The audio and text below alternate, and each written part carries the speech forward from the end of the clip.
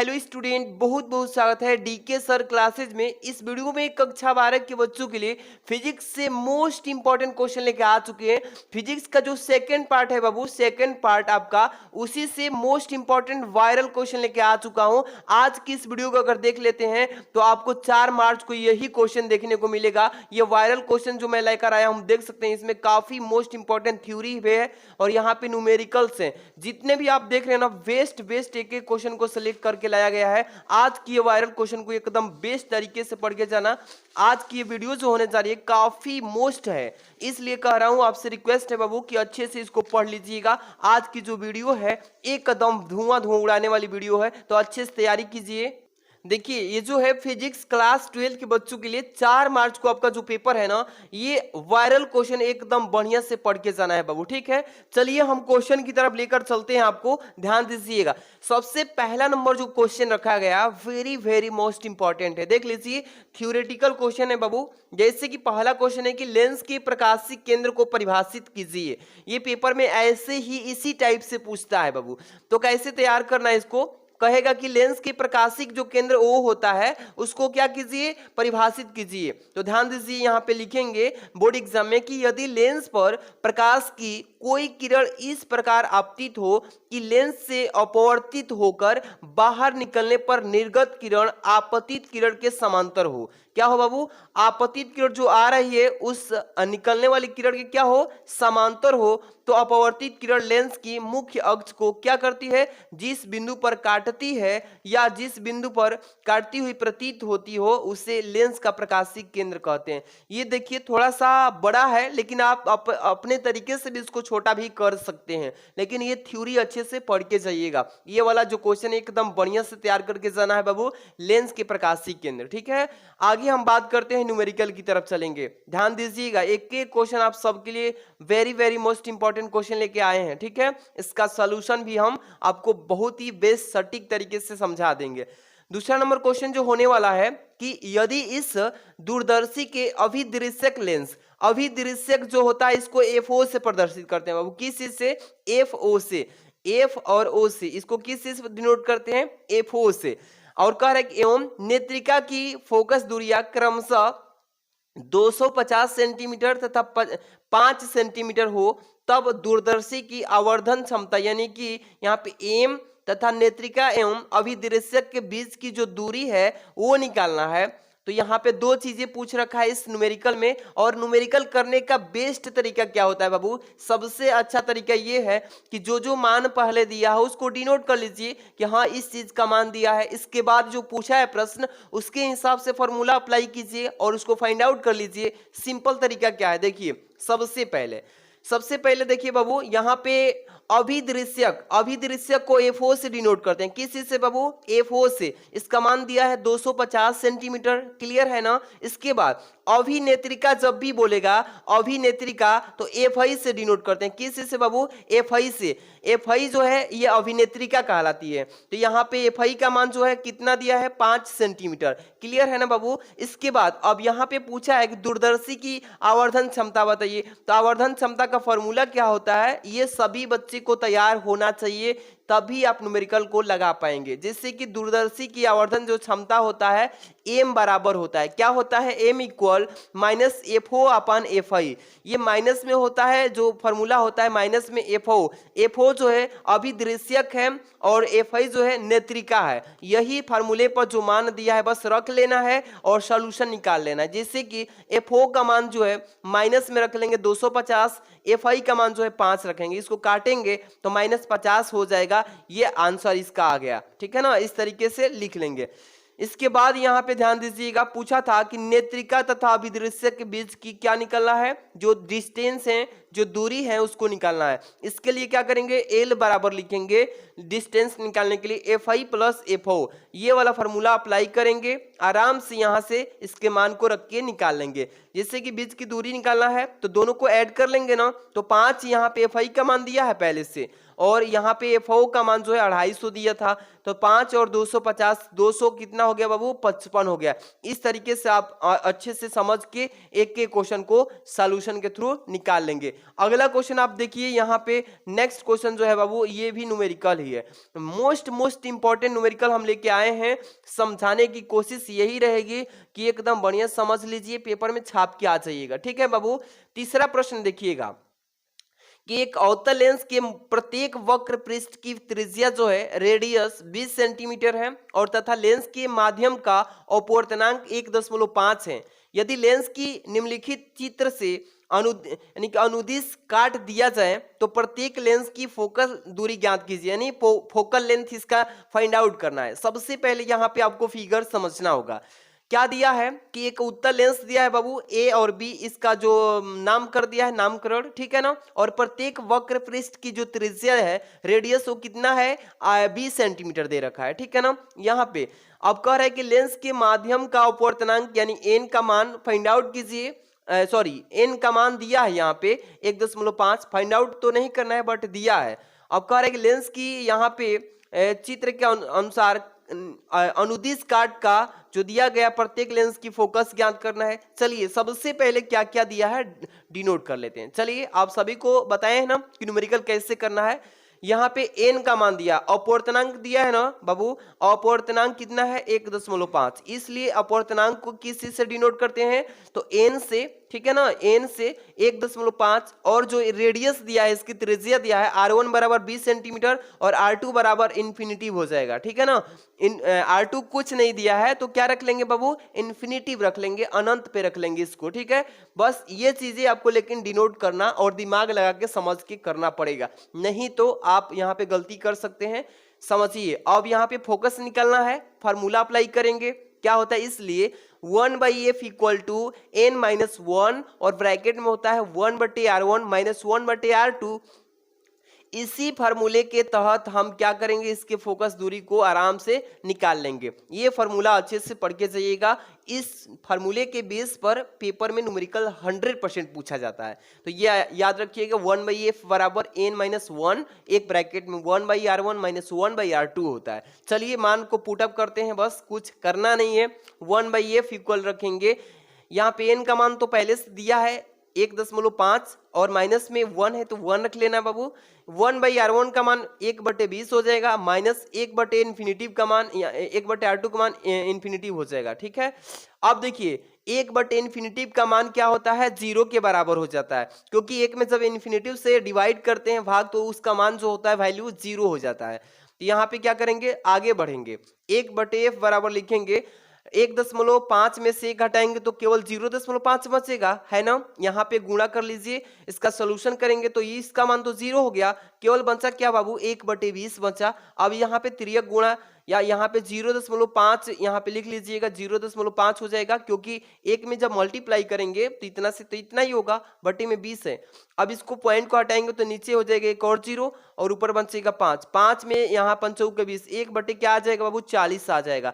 आगे यहाँ पे देख लीजिए, यहाँ पे कितना आ गया 1/40 आ गया ना। अब डिवाइड करेंगे 1 में 40 से, तो यहाँ पे हम क्योंकि डिवाइड नहीं करेंगे f का मान निकालना है ना, तो f बराबर सीधे 40 से 1 से कैंसिल भी कर सकते हैं। f बराबर कितना आ गया बाबू 40 सेंटीमीटर। समझ में आया कि नहीं, आ गया, बहुत सुंदर। आगे बढ़ते हैं, अगला क्वेश्चन की तरफ चलेंगे, 4 नंबर की तरफ। एक एक क्वेश्चन जो हम लाए हैं ना एकदम धुआं लगा देंगे आग, यानी कि 4 मार्च को कह देंगे। एक मोटिवेशन कोट है, आपको याद दिला देता हूं कि बाज बनाकर छोड़ूंगा तुझे, बस पंख लगाना बाकी है। बाज बनाकर छोड़ूंगा तुझे, बस पंख लगाना बाकी है। बारूद तो खुद तेरे अंदर है, बस आग लगाना बाकी है। चलिए एकदम 4 मार्च को धुआं नहीं आग लगाना है, तो 4 तारीख वाला ये चौथा क्वेश्चन पढ़ लीजिए, ध्यान दीजिएगा। कह रहा है कि किसी प्रिज्म के अल्पतम विचलन कोण जो है, यहाँ पे डेल एम का मान दिया है 30 अंश और प्रिज्म के प्रथम अपवर्तनांक पृष्ठ पर अपवर्तन कोण जो है यानी ए का मान जो है बाबू 30 अंश है। यहाँ पे विचलन कोण का भी मान 30 अंश दे रखा है और अल्पतम विचलन सॉरी अल्पतम नहीं है, यहाँ पे क्या लिखा है अपवर्तक पृष्ठ पर अपवर्तन कोण जो दिया है वो 30 अंश है। तो कह रहा है कि प्रिज्म के पदार्थ का अपवर्तनांक यानी कि यहाँ पे इसको बोलेंगे एन का मान आप फाइंड आउट कीजिए। सिंपल सा क्वेश्चन है, क्या क्या मान दिया है मैंने बोला है ना, डेल एम का मान दिया है। डेल एम का मान कितना है बाबू? 30 अंश। डेल एम का मतलब कि अल्पतम विचलन जो कोण है इसी को डेल एम बोलते हैं और इसका मान जो है 30 डिग्री दे रखा है। यहाँ पे जो है स्मॉल आर का मान कितना है बाबू? ये 30 अंश दिया है, ठीक है ना। और क्योंकि यहाँ पे लिखा है ना पृष्ठ पर अपवर्तन कोण जो है 30 अंश का बन रहा है। अब यहां से फार्मूला को बस लगा के धुआं धुआं कर देना है। क्या करना है? अल्पतम विचलन कोण की स्थिति में जब करेंगे तो स्मॉल आर इक्वल होता है a/2 होता है। क्या होता है? a/2। क्योंकि यहां से a का मान हमें निकालना है तो क्या करेंगे? चलिए यहां पे एरिया निकाल लीजिए। ए बराबर एरिया सॉरी कर रहे हैं अल्पतम विचलन कोण के थ्रू यहां से आगे ए निकालेंगे, इसका आपतित प्रिज्म कोण। यहाँ पे ए बराबर 2r हो जाएगा, मल्टीप्लाई करेंगे तो यहाँ पे क्या करेंगे? 2 ए बराबर 2 और आर का मान जो है 30 अंश दिया है तो 2 में 30 से गुणा करेंगे तो 7 आ गया ना, 60 आ गया। अब यहाँ पे कैलकुलेशन कर लेना है। अब यहाँ पे पूछा था कि अपवर्तनांक निकालिए। इस तरीके से फॉर्मूला लगाएंगे कि साइन कोष्ठ में a प्लस डेल एम अपान 2 फिर होता है साइन स्मॉल आर। इस तरीके से करेंगे। मान रखिए साइन 60 डिग्री प्लस 30, ये जो मान दिया है ये तो a का मान हम लोग 60 निकाले, अभी जस्ट निकाले हैं ना। यहाँ पे डेल एम का भी मान 30 दिया है और बटे में 2 है बाबू। इस साइन स्मॉल आर का मान जो है 30 अंश। कैलकुलेशन बस करना है, ध्यान दीजिएगा। 60 प्लस 30 करेंगे तो 90 हो जाएगा ना बाबू। 90 होगा और बटे डिवाइडेड बाई 2 है तो इसको काटेंगे तो 45 डिग्री हो जाएगा। तो वही चीज लिखा हूँ साइन 45 अंश और बटे में 30 अंश है ना, तो 30 अंश। अब इसका मान जो है रख देना है। देखिए साइन 45 अंश का मान जो होता है 1/√2 होता है और बटे में साइन 30 अंश का मान जो दिया है 1/2 हो जाएगा। इसको ऊपर नीचे करेंगे गुणा तो ये कितना आ जाएगा? ये देखिए एक से कैंसिल तो ये √2 बचेगा। केवल √2 का मान होता है 1.414 होता है। इसको अच्छे से समझ लेना, इस क्वेश्चन को बढ़िया से तैयारी करके रखिएगा, ठीक है ना। अगला प्रश्न चलते हैं बाबू 5 नंबर। पांचवा जो क्वेश्चन है ना एकदम धुआं धुआं करने लायक है। आप लोग इसको धुआं नहीं करिएगा, आग लगा दीजिएगा क्वेश्चन पेपर में।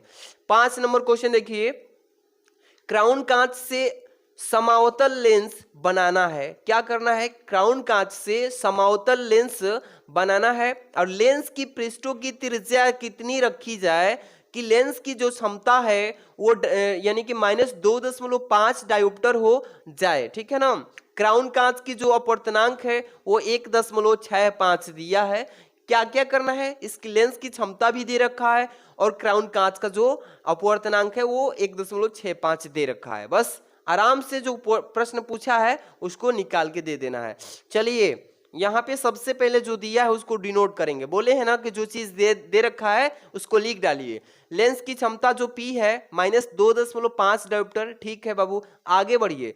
समावतल लेंस के लिए सूत्र क्या होता है? यहाँ पे रखेंगे R1 बराबर इन्फिनिटिव रख लेंगे, इन्फिनिटिव। R2 का मान बस निकाल देंगे। इसी बेस पे आपको करना पड़ेगा, ठीक है ना। अब क्या करेंगे? लेंस की क्षमता का फॉर्मूला लगाएंगे।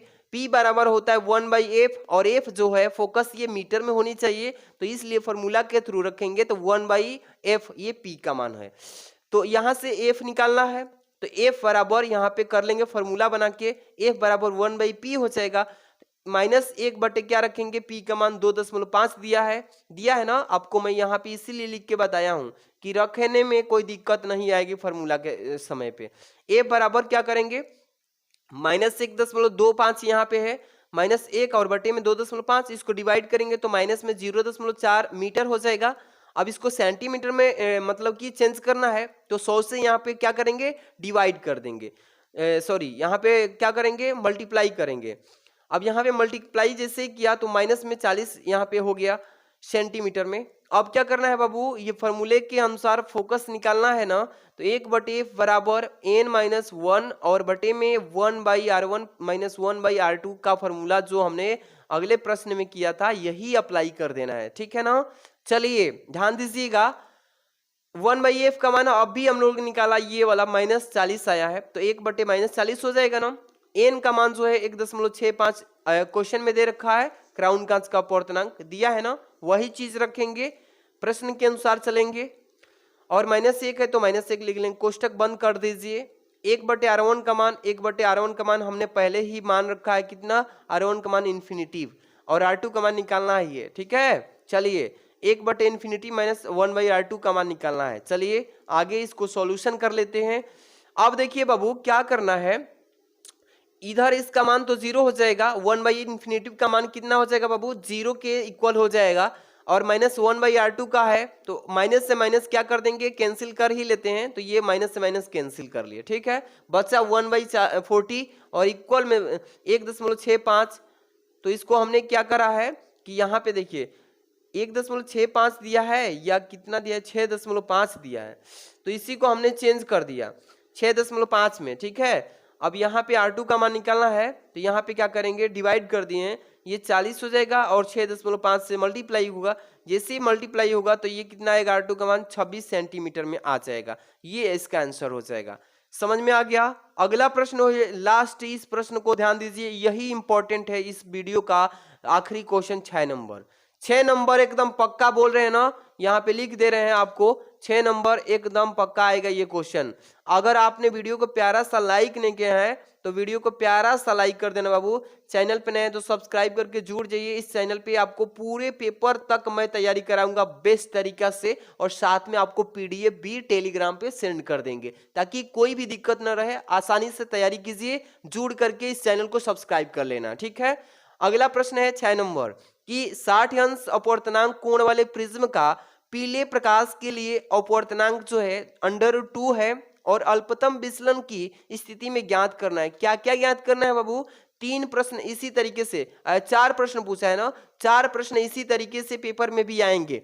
काफी इंपॉर्टेंट क्वेश्चन बता रहा हूं, ध्यान दीजिए। एक तो पूछा है अल्पतम विचलन यानी कि डेल एम का मान पूछ देखा दिया है, आपतन कोण पूछा है, ए बोला है, अपवर्तन कोण जो भी आर और ए जो भी निकालना है, निर्गत कोण भी पूछा है, यानी कि 4 क्वेश्चन पूछ रखा है इस वीडियो में, सॉरी इस क्वेश्चन में। सबसे पहले 60 अंश अपवर्तन कोण दिया है ए का मान, यहाँ पे ए नहीं है, ए का मान दिया है। इसके बाद यहाँ पे प्रकाश के लिए अपवर्तनांक भी दिया है एन का मान।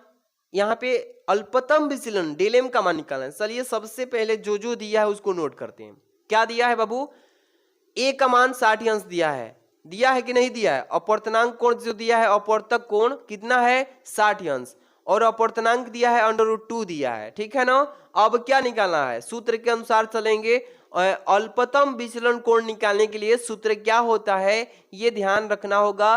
किसी भी न्यूमेरिकल को करने से पहले आप पूरे चैप्टर का न्यूमेरिकल का करने से पहले आपको फार्मूले याद रखना पड़ेगा। ठीक है, जैसे कि n बराबर होता है साइन कोस्ट में a प्लस डेल एम बटा में 2, और यहाँ पे होता है साइन a/2। ये वाला फार्मूला पे क्वेश्चन न्यूमेरिकल पेपर में जरूर ही आएगा, बढ़िया से समझ लीजिए। और इसी न्यूमेरिकल पे इसी फार्मूले पे न्यूमेरिकल को करेंगे। जैसे कि n का मान √2 दिया है तो √2 लिखेंगे बाबू, बराबर में चलेंगे साइन ए का मान जो है अपवर्तक कोण कितना है 60 अंश, प्लस डेल एम का मान निकालना है, इसका मतलब न्यूनतम विचलन कोण निकालना है, और बटे में इसका पूरा 2 हो जाएगा। फिर बड़ा वाला बटा लगाएंगे बाबू, फिर साइन यहाँ पे a/2, ए का मान 60 अंश और 2 जो है फार्मूले के अकॉर्डिंग चलेंगे। अब यहाँ से क्रॉस मल्टीप्लाई करके सीधे सीधे हम इसका मान निकालेंगे डेल एम का। चलिए ध्यान दीजिएगा, इसमें जब इसमें मल्टीप्लाई करेंगे तो √2 जैसे वैसे रहेगा। साइन 60 को 60/2 है तो इसको काट देंगे तो 30 हो जाएगा ना, तो वही लिखे हैं साइन 30 अंश। ठीक है, अब बराबर के इधर चलते हैं, क्या क्या है साइन 60 अंश, अब यहाँ पे प्लस डेल एम/2, तो वही चीज लिख दिया हूँ, सेम लिखा हूँ। अब क्या करना है, डेल एम का मान निकालना है, फिर इसमें मल्टीप्लाई क्रॉस मल्टीप्लाई करेंगे। क्या करते हैं बाबू देख लेना। अब क्या करेंगे, √2 साइन 30 अंश का मान कितना होता है प्यारे स्टूडेंट, 1/2 होता है ना, यानी कि 1/2 होता है। अब क्या करेंगे, √2 और साइन 30 अंश का मानवा जो है 1/2 रखे हैं, बराबर जो है सेम वही चीज अभी उतारे इस इधर वाला RHS को। ठीक है, अब यहाँ से क्या करेंगे, इसमें मल्टीप्लाई करेंगे, √2 में 1 से करेंगे तो क्या होगा, यहाँ पे √2/2। अब यहाँ से हम कर लेंगे सीधे सीधे मान, यहाँ पे पक्षांतर किए हैं क्रॉस मल्टीप्लाई करके। अब यहाँ से आएंगे तो ये कितने अंश का मान है 1/√2, ये साइन 45 अंश का, कितने अंश का 1/√2 साइन 45 अंश का मान है। अब यहाँ से आगे चलेंगे तो कैलकुलेशन करेंगे तो साइन 60 अंश plus del M by 2 same चीजें उतारते आ गए हैं। आगे थोड़ा सा इसमें समझ लीजिए, इसके बाद अगला प्रश्न जो पूछा है उसको भी देखेंगे। देख लीजिए 45 अंश बराबर साइन 60 अंश प्लस डेल एम बाई 2। अब क्रॉस मल्टीप्लाई कर लेना बाबू, 45 दूनी का 90 हो जाएगा, अब बराबर का है 60 अंश प्लस डेल एम। अब क्या करेंगे, डेल एम का मान निकालेंगे तो यहाँ पे पक्षांतर करेंगे तो डेल एम बराबर 90 माइनस 60 करेंगे, कितना आ गया बाबू 30 अंश। यही है अल्पतम विचलन कोण का मान, ठीक है ना, डेल एम का मान 30 अंश हो गया। अगला प्रश्न क्या पूछा था इसमें, ध्यान दीजिए, आपतन कोण ज्ञात कीजिए, इसके बाद अपवर्तन कोण ज्ञात करना है, ठीक है। चलिए आपतन कोण के लिए क्या करते हैं, फार्मूला ध्यान दीजिएगा। आपतन कोण यानी कि आई का मान निकालना है ना बाबू, आई बराबर हो जाएगा ए प्लस डेल एम बाई 2, यही है आपतन कोण का फार्मूला। ए का मान कितना है अपवर्तक कोण का, 60 अंश है। डेल एम का मान अभी जस्ट निकाले हैं 30 अंश, 30 अंश रख लेंगे, बटे में जो 2 है फार्मूले के अकॉर्डिंग चलेंगे। 60 प्लस 30 कितना होगा 90 बाई 2, इसका मतलब 45 अंश आपतन कोण का मान निकालिए, ठीक है। अब अपवर्तन निकालना था ना, अपवर्तन कोण, तो इसका भी मान ध्यान दीजिए कैसे निकालेंगे। स्मॉल आर बराबर होता है ए बाई 2, ये अपवर्तन कोण का फॉर्मूला होता है। अपवर्तक कोण कितना है बाबू, यहाँ पे 60 अंश दिया है, बट्टे में 2 डिवाइड करेंगे 30 अंश आ गया, ये आ गया अपवर्तन कोण, ठीक है। अब इसके बाद जो है लास्ट में पूछा था कि निर्गत कोण बताइए। निर्गत कोण के लिए होता है कि निर्गत कोण बराबर आपतन कोण, ये बराबर होता है दोनों। तो जब हमने आपतन कोण का मान निकाल रखा है 45 अंश, तो उतना ही हो जाएगा निर्गत कोण भी, ठीक है ना। दोनों ये बराबर होता है, आपतन कोण और निर्गत कोण ये आपस में क्या होते हैं बाबू, बराबर होते हैं, यानी कि इक्वल होते हैं। तो आज की इस वीडियो में मैंने टोटल काफी मोस्ट इंपॉर्टेंट क्वेश्चंस बताए हैं प्यारे स्टूडेंट। अगर अभी तक वीडियो को लाइक नहीं है तो लाइक कर देना, चैनल पे नए तो सब्सक्राइब कर लीजिएगा। और आपको इसका पीडीएफ जो है टेलीग्राम पे व्हाट्सएप ग्रुप के लिंक में जो डिस्क्रिप्शन में पड़ा हुआ है, जाकर के वहां से ज्वाइन होना है और इस वीडियो को शेयर कर देना अपने फ्रेंड्स में। मिलते हैं नेक्स्ट वीडियो में, थैंक्स फॉर वॉचिंग।